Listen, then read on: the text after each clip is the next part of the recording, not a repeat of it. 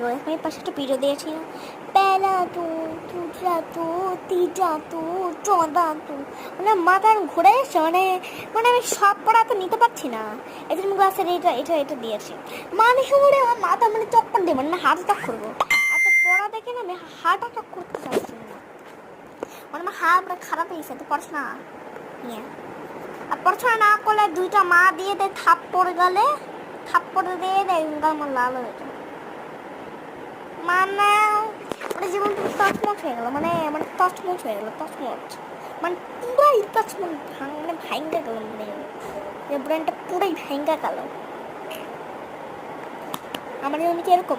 আমি এখন ভাবি আর একেবারে ভালো লাগে না, আমি তোমার কি আরো উঠিয়ে নেবে।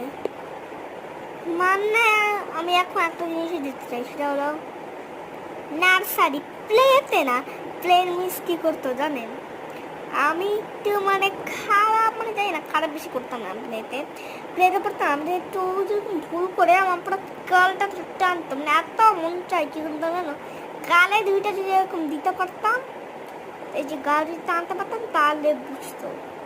নার্সারি মিস আমি ভালো ছিলাম। আমি তুমি কে জানো মিসের সবচেয়ে প্রিয় কে ছিল জানো, বল।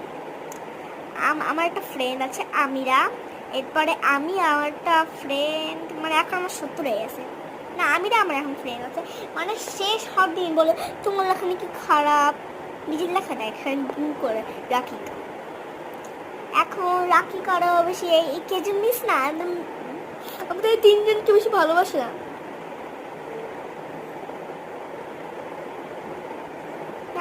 তার কাছে আমি সবচেয়ে প্রিয় ছিলাম।